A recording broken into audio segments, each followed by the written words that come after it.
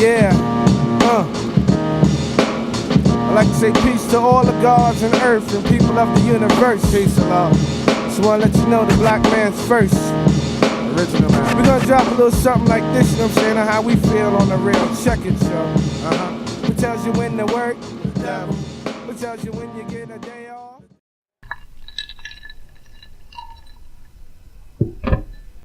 And welcome to the Autonomist Lounge. Reactionary. Reactionary as an adjective. A person or a set of views opposing political or social liberalization or reform. Synonyms: right-wing, conservative, rightist, ultra-conservative, traditionalist, conventional, old-fashioned, unprogressive, informal, redneck. Reactionary as a noun. A reactionary person. Synonyms: right-winger, conservative, rightist, traditionalist, conventionalist, dinosaur. Ruling class. A ruling class is the social class of a given society that decides upon and sets that society's political agenda by mandating that there is one such particular class in the given society and then appointing itself as that class. Now that that's out of the way, it should come as no surprise that reactionaries can indeed come in all colors, shapes, sizes, and packages. They can be poor, people of color, gender and sexual orientations that are discriminated against. It should not be a shock that a woman of color, for instance, who might also happen to be a sex worker, could indeed be a survivor of child abuse, now a systemic victim of capitalism, misogyny, and patriarchy. And that person would be a supporter of Donald Trump. She might also make videos affirming Trump's stance on mass deportations by stating that she hopes that he passes out quote-unquote brown cards to get rid of Mexicans. We should not be dismayed at the fact that there are men of color who will rightfully rail against racist cops who murder black men, but out of the opposite corner of their mouths put down and attack women of color for fighting for women's liberation. There is no reason to be in a state of aghast if a trans woman can be found on YouTube regurgitating unfounded lies aimed at movements such as Black Lives Matter like a good little trained parrot, and all the while she's head patted patronizingly in the spirit of barely being tolerated by mostly white, straight, reactionary males.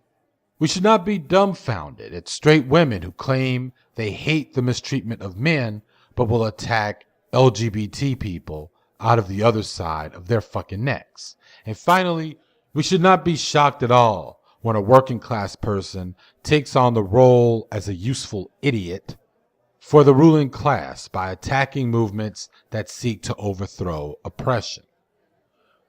Do not be confused by any of this, because the ruling class and capitalism is able to keep its position over us all by having such a diverse layer of social injustice agents.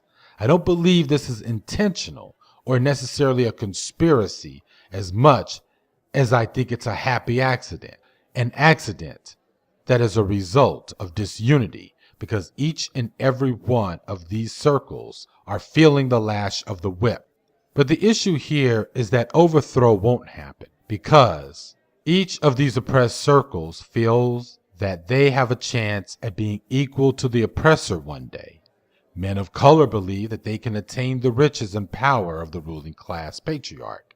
Then he will be able to rule his woman in the same way as the ruling class patriarch.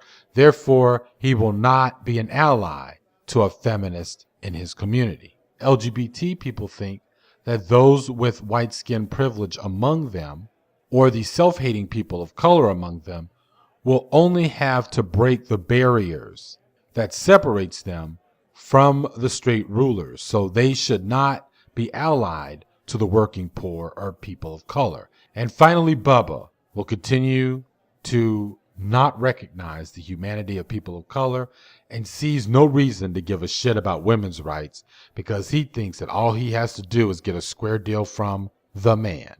But that time will never come. I think this quote by Frantz Fanon will be applied to all oppressed circles.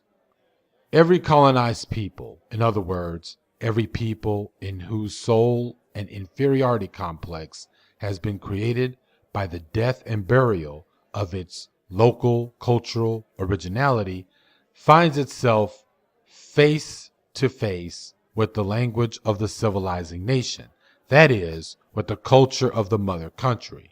The colonized is elevated above his jungle status in proportion to his adoption of the mother country's cultural standards. Frantz Fanon, Black Skin, White Masks. So you take on the cultural standard of those who want to grind you into the dirt, those who have power, by attacking others who are just as powerless as you, in hopes that you will be elevated as equals to the rulers. But that is a fucking blinding delusion that will have you walking off of a cliff. C'est l'histoire d'un homme qui tombe d'un immeuble de 50 étages. Le mec, au fur et à mesure de sa chute, il se répète sans cesse pour se rassurer. Jusqu'ici, tout va bien. Jusqu'ici, tout va bien. Jusqu'ici, tout va bien. Mais l'important, c'est pas la chute. C'est l'atterrissage.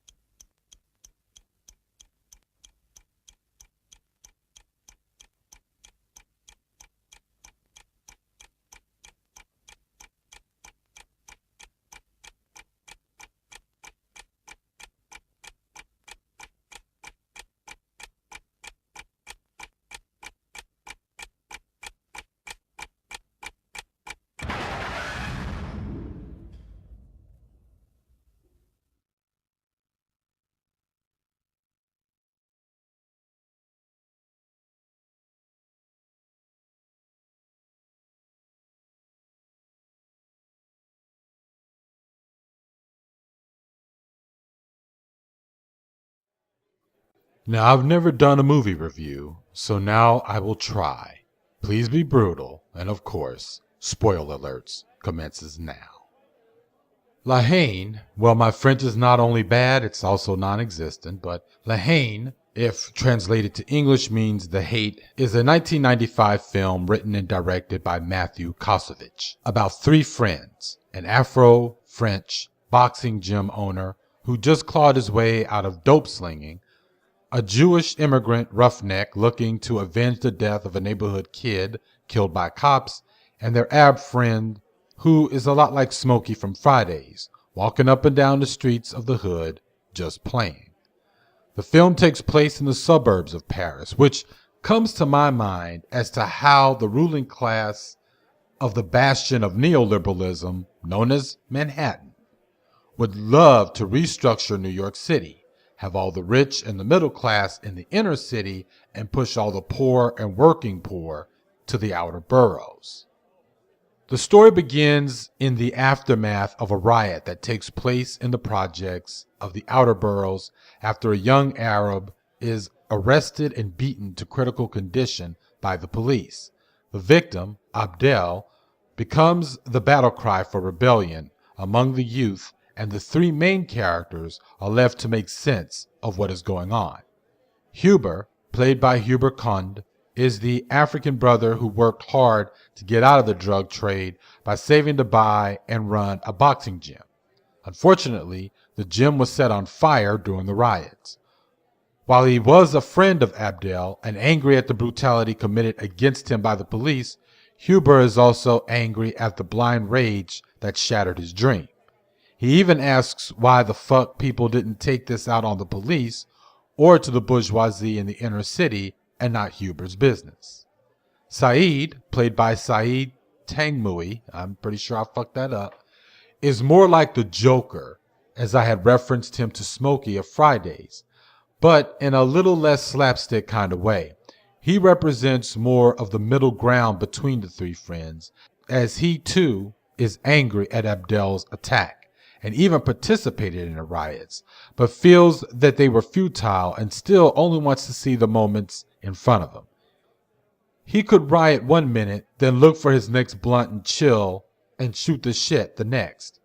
You might remember Tagmui from the ABC TV show Lost. I didn't watch Lost, but I found out that he was one of the villains or something. Finally, there is Vince, played by Vincent Cassel, who, despite his white skin privilege, has all the anger in him as anyone who was simply born poor and has nothing else but to rep for his hood.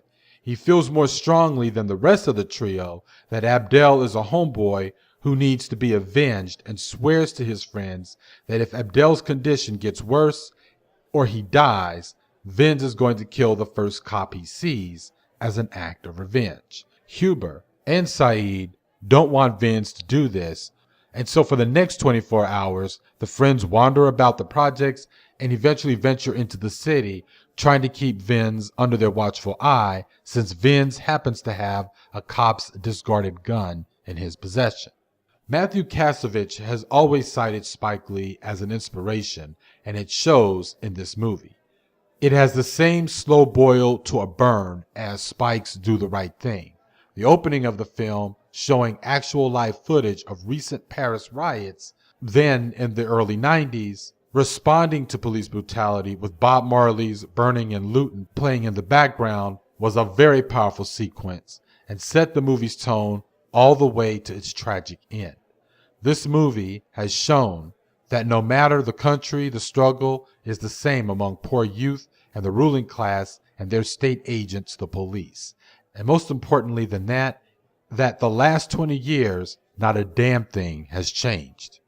Well, thank you all for dropping by the lounge and drive home.